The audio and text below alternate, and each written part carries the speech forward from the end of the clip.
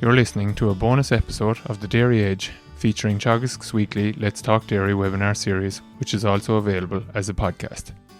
So this week I thought it was appropriate maybe to just refresh the memories in relation to on-off grazing. Probably often associated with mainly talking about it in the springtime, but it's obviously part of the grazing repertoire at this time of the year also. So given that we got such heavy rain now, it's been periodic and sporadic, I suppose, in some cases. But I know West Cork has been hit quite hard with heavy rain in the last couple of days. In the North Cork area that I'm working in and living in, we got hit with very heavy rain Sunday evening, somewhere in the region of 35 to 50 millimetres in the course of one day, which is obviously 1.5 to 2 inches, which is a lot of water in one day. Surprisingly enough, I suppose Monday morning, ground conditions weren't bad considering the level of rainfall that was there. However, it has changed the dynamic somewhat in relation to actually approaching grazing now for the next number of weeks, I suppose. And in reality, I suppose there's probably really only depending on the stocking rate, I suppose, but if we assume that the vast majority of farms are somewhere between 2.5 to 3 cows to the hectare and maybe higher, in the vast majority of cases, we probably only have less than 20 days of grazing, and that even could be grazing by day potentially at this stage as well. So while I suppose the objective maybe in the springtime is maybe to get out day and night, we may be just looking at a scenario where we're talking about just grazing by day, but just if ground conditions are gone tricky, on-off grazing may have to be the solution. Okay, so I've two little things that I want to share with you here. I'll have to swap over screens in a minute just to give you the what I'm actually talking about, I suppose. So in a minute, just why do we want to go on off? I suppose all along ground conditions have been quite good. September was very kind. John McCabe would have said it on a webinar or on a podcast with me there recently that ground conditions through the month of September in the west of the country had been very, very, very good and solid, so that they've actually had quite an easy run of it, I suppose. And at that stage, very little back fencing or anything being done in order to graze out paddocks, and no damage pretty much been done basically because ground conditions were so good. So ground, as I said, has changed probably to a certain extent, or the overhead conditions have changed more so than the ground, I suppose. Just a lot of heavy rain, and I suppose the kind of the softer days, shorter days, all contributing to ground just not drying out. Looking at Met-Éireann information there, they would have had a lot of ground as being up to kind of soil moisture deficit or no soil moisture deficit. So basically trafficability becoming a challenge. And look, again, I suppose it has to be acknowledged that there are farms here now that are, or maybe some of you that are tuned in today, that you know your own farms best. And look, John Maher always says you can't make the decisions standing in the concrete in the yard, and you do have to go out and get a look to see about possibilities. But there are days that you just have to give in basically and say that they're not going to go out today, or they're not going to be out for the next number of days, and then you just have to attack then again when the opportunity comes. Long-term forecast is suggesting that there might be a period of settled weather coming towards the end of the month into early November. So that may offer opportunities to get back out again for those that are going to be confined to sheds.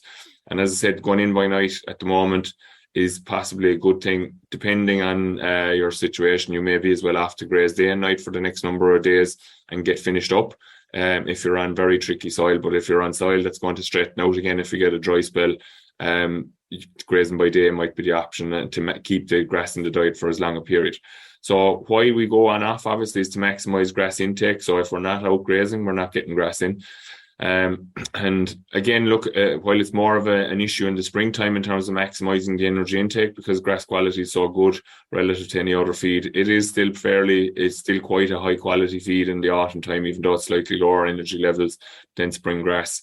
It's still a solid feed, and getting it in is obviously going to maintain milk solids, and milk solids are quite good there at the moment from what I've seen at groups and so forth. So I suppose the big thing around the milk solids is quite often, or the whole milk solids and body weight side of things, what on-off grazing is doing is basically allowing us to almost be at grass full time without the risk of the damage. So milk solids, from the work that Emer Kennedy did on this, and I suppose it's kind of strange when you think about it that this is work that was done only a number of years ago, that you'd nearly take, that was there for generations, but Emer only did this probably 15, not even 15 years ago, I suppose. So it's relatively new in one way. So the milk solids and body weight are similar to having full grass access. So that was the trial that Emer did. She would have done comparison of cows out by day or on off grazing, cows out full time, and cows on silage. So obviously milk solids was better on the cows that were out grazing, be it full time or on off. The advantage of the on off obviously is that it minimizes poaching. And I suppose there's two other advantages to it then as well, is that it sets up the farm for both the spring and the autumn. So when we talk about it in spring grazing, we're trying to get area grazed off to get ground back for second rotation. And in the autumn, we're trying to graze off so that we don't have a butt in the sward that's going to complicate things in the springtime when it comes to grazing, and also compromise growth over the winter period as well. So good clean outs are important to establishing nice grass for the spring, which is going to be easier to graze out as well. So that's the rationale for why we should switch to it when the weather becomes tricky. Cows out of the shed obviously then is a big advantage, and everybody likes to try and get that, likes that scenario, I suppose, because there's less work around cubicles. And I saw a very interesting figure there recently from a person that has a cubicle cleaner. The number of hours that were on the cubicle cleaner from just one winter is quite startling in terms of the amount of work that goes into keeping cubicles right. And if we take it in the context that those cubicle cleaners are actually minimizing the time that's spent at cubicles for that person, it would actually indicate that the amount of time being spent at cubicles is quite substantial, and we probably don't give it the thought in terms of the time that is going into it. So it's a time saver, I suppose, when you can get cows out of the shade. Maybe cubicles only have to be done once a day, maybe. So it's an advantage in that sense. And it's also obviously better for cows that they're out and about, I suppose, rather than being in the shed, because they'll be in the sheds long enough, really, I suppose, when you think about it. The other big advantage, obviously, and again, an even bigger advantage maybe this year, given that the slurry deadline was pushed forward a week, I nearly said a year there, a week. There's extra storage requirement this year, and everybody knows that for whatever reason, slurry storage, no matter how much you seem to have, it can quite regularly fill up. So any opportunity to get cows out to keep the pressure off of tanks is always welcome. Okay, so on-off grazing has many, many benefits, I suppose, across the multitude of angles on farms. And obviously, from your own head's perspective, like, it's just, there's less feeding to be done, obviously, in that scenario. It's not eliminating the feeding, but there's less feeding to be done. If you're on silage by night, there's less silage to be put in, or the silage that you do put in can go a little bit longer, maybe. Okay. So grazing behaviour, I suppose, is something that we can manipulate in relation to on-off grazing. There's a natural compulsion for cows to graze after they've been milked. So after the morning milking and after the evening milking, obviously, creates two opportunities to avail of that compulsion to graze. If cows aren't grazing, they start to wander. You know that yourselves. And if they're wandering, they're literally potentially eating with five mouths, as the saying goes. So they're traipsing around the field. So as well as grazing, they may be actually walking grass into the ground. But it can be funny. There can be quite heavy rain falling at the time, and if it happens to coincide with the actual time that the cows hit the paddock, they actively continue to graze. And the weather doesn't actually bother them. When it starts to bother them is after the 2 to 3 hour period, when they've run out of grass and they've more or less nothing else to do. They start to bunch and they start to traipse around the field as well. So that's when the damage does occur. And look, the 2 to 3 hours is the maximum, or is the recommended timing. And I think in reality, people probably need to be looking at the likes of the backlatch and so forth to make sure that it is a 2 to 3 hour bout. With the best will in the world, time slips away. I know people often let off cows there to get them out in the mornings and go back, maybe cleaning up, washing up the parlour, etc., etc. Very quickly, you'd see between washing up and washing out parlours and so forth, an hour could slip by there. You throw in on top of that, then maybe going for breakfast, etc. Maybe have to run into town for an item or one thing or another, and next thing, very quickly, you're gone over the 3 hour bout. And that, as I said, is contributing to damage being done. So the cows start to move at that stage, and the backlatch works from the point of view that if you have the place set up in order for the cows to come back to the shed, they can wander back and at their will, basically. So gap opens. If they're ready to come in and they're waiting at the gap, basically, they're in straight away. If they're content at that time and there's no reason for them to come in, then they're not going to come in either, generally speaking, as well, that they'll start to trickle in. when they realise the gap is opened as such. So as I said, if the day is good, you can actually leave them out. Maybe if the weather has been okay overnight and ground conditions are okay, you could potentially leave them out. But in the night time, definitely at this time of the year, it's probably best to let them back to the shed anyway if you are out by in the evening time as well. So the cows actually adapt very quickly to the practice. They kind of get to know what's going on. They get to know what's happening with the backlatch. A lot of people using backlatch anyway now to let cows on for evening milking in particular, so that they're not under pressure to drive them in, etc. And obviously the driving can impact on lameness as well. So, like again, I keep talking about it. I suppose we've had relatively good milk price year this year, or definitely relative to any other year. It's been a great milk price year. And smart investments like the likes of the backlatch and stuff like that will make life easier for people, and worth considering. Like, so look into those as options that will help you in the springtime as well, obviously, because in springtime that on-off grazing becomes more tricky because there's more work occurring in the yard as well. So it's another advantage that there is no requirement to go out. You have to go out to lock them out, but you don't have to go out to let them in. The practicalities of on-off grazing, I suppose what drives it, there's two things, I suppose, in my mind, really. I suppose access in particular, roadways, gaps, and I spoke about this a couple of weeks ago, maybe in terms of infrastructure investment that people could use. Again, coming back to the spending your money wisely that's been generated this year.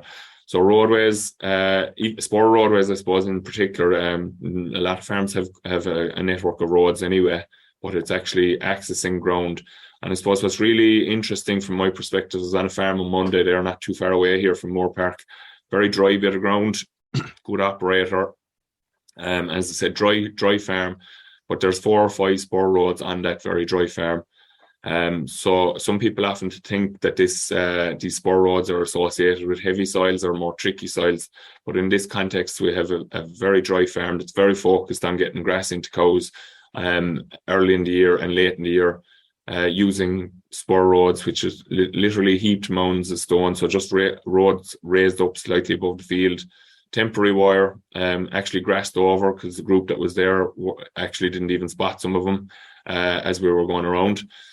And then gap handles as well, so multiple options in terms of access to paddocks. So as I said, they could be along those spur roadways or even just off the main roads as well, that there's multiple options to let cows in. Again, that's just to avoid overuse of any one particular access. Now, some cases, because of ditches and dikes and so forth, it can be, it may not be an option, but it's something that people need to consider. And the other thing that's very important to consider, and I'll show it to you in a second, I need to switch slides here in a sec, is that cows' natural compulsion, again, and it's logical, is to go out the gap that's nearest to the milking parlour.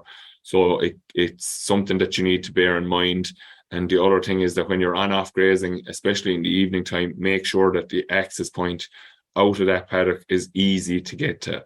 So again, it sticks in my mind. John Galvin, farmer on the Dairy Gold Joint programme a number of years ago down in Dunmanway, he just explained his way of doing on-off grazing.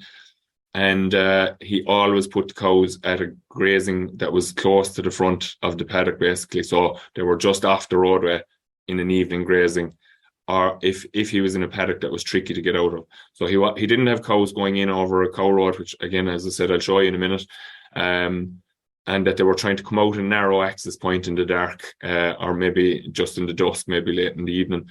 He made it such that it was full access into the paddock and full access out of it. So they might have been going in at the end of the paddock and coming out at the gap nearest to the milking parlour then afterwards.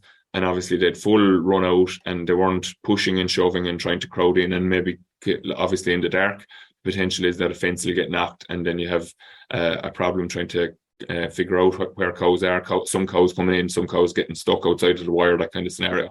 The other thing I suppose that's important when we switch to the on-off, and look, Martina Gormley's talking all the time about trying to pull back milking times as much as possible to finish the working day in reasonable time. Don't be milking too late in the evening if you're going to go on-off grazing. And I suppose if you are milking late in the evening, it just is off-putting from the point of view of grazing, because it means that you're going to be maybe coming back to let cows back in. But as I said, backlatch can do a lot of that for you anyway as well. But ideally, just don't be milking too late in the evening, because if you're going for 2 or 3 hour bouts, cows going out at 5, they're back in by 8. Cows going out at 8 aren't going to be back in till 11, and that's just extending the day very long if you are going to be going to the yard to check on cows or anything like that. And it's just trying to help yourself basically to get a bit of time off, and have reasonable time off as well in the round of the day, that you just don't milk too late. Okay, so that's the last piece I suppose that I want to show you, as I said, is I'll just switch over here now a second. I suppose just the principles of it. So there's 2 different ways of doing this, I suppose, in one sense. Some people, and again, a client that's in a group with myself, I know it does this very regularly. So it puts the cows in, puts them back to the back of the paddock. So it swings, and if you can see the cursor moving here, you'll see we'll maybe have a wire up or ready to roll out here. So, and he might use it actually to force the cows into the back of the paddock. And then he'll let them out over the grass basically. So they will spend a little bit of time grazing that section basically, coming as they come forward, but they're coming out that gap. Next grazing, they go in here into the centre, back fenced to stop them getting the access there, and the fence here to stop them grazing too much, and again out this gap. And then the last grazing, they're going in at the front and coming out again at the corner here. Reason for that is that obviously grazed ground is more vulnerable to damage than ground that has grass on it.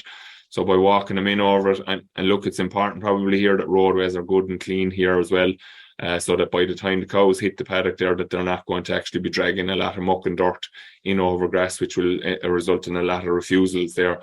I suppose the cleaner way in one sense is to do the cow walk. So you create the maybe 1 to 2 meter wide passageway down along and graze either from the back if you wanted to, or from the front. You can do either or here, because you're accessing in and out off the cow roadway. Again, it's very important to point out that the farmyard in these examples is to the right, and that the access point is nearest to the farmyard. So if you're going to have an access point here, it's going to be very difficult to get the cows, if your farmyard is off to the right hand side, to go back to this point and actually come out a roadway here. They're going to actually naturally gather at this side here, because their compulsion is to head for the farmyard, and their geography is telling them that this is the side of the paddock they need to be at it for that to happen. And if you have cows in a scenario where they're in a paddock in the dusk or the dark, which is now the case in the morning actually as well as the evening, they're going to be gathered here. They're not going to find their way out of this kind of a situation. So as I said, referencing John Galvin's approach to it there, he would make sure that basically in an evening time grazing, that the cows are going to be in this scenario here, so that they can just get out that gap straight away and back into the yard.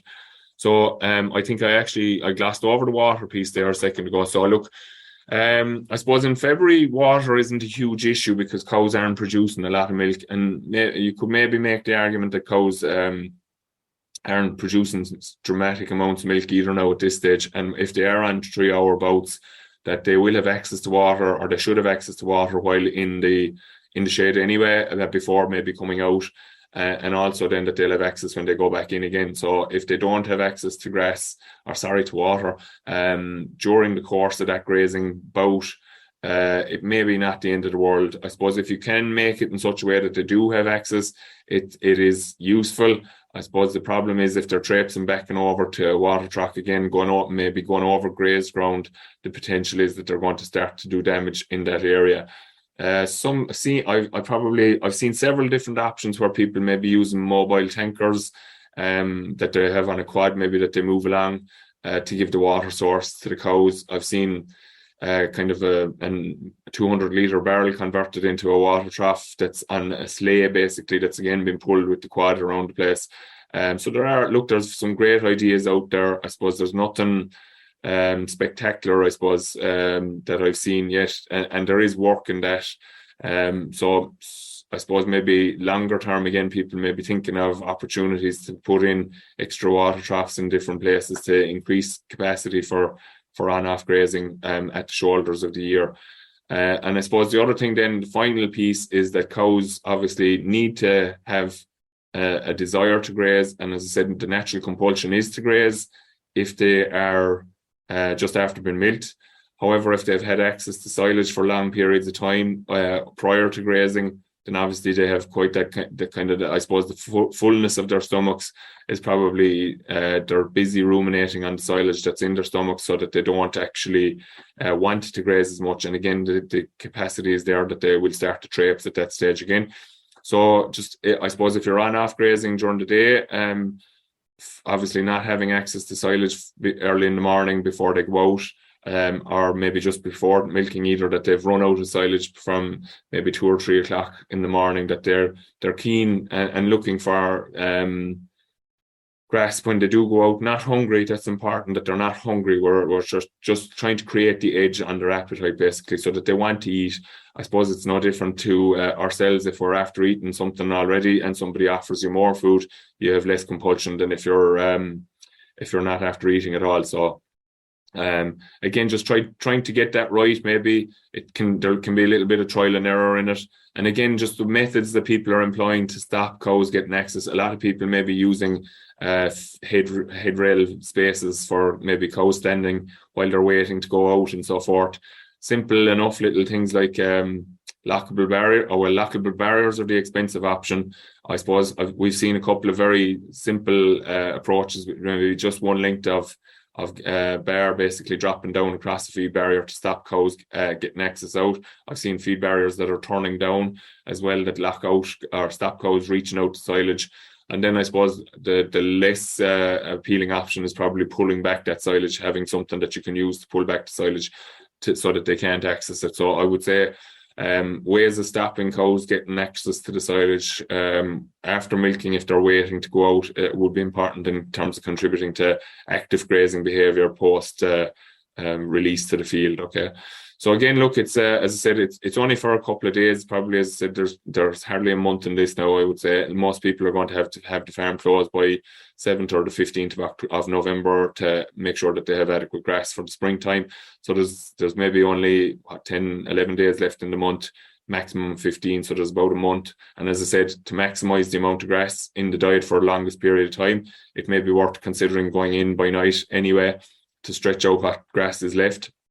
And as I said, also, then I suppose the counter argument to that is if you're on heavier soils, and as I said, John McCabe said it on a podcast recently, that there are heavier farms up in the Western Territory that will actually go hell for leather now to graze off the farm before the end of the month, because bonus territory would be November. If they can get some grazings in November, well and good, but they want to get the farm cleaned off in the month of October as much as possible to have it set up for spring grazing. So just, as I said, that's a kind of a refresher in relation to the on-off grazing and how it applies for autumn grazing. Thanks for tuning in today, and we look forward to talking to you next week. Thank you. That's all for this week's bonus episode from the Let's Talk Dairy webinar series, and don't forget to look out for more bonus episodes each week. I'll be back with the usual Dairy Age podcast on Monday, so do listen in then. I'm Stuart Childs, and thanks for listening.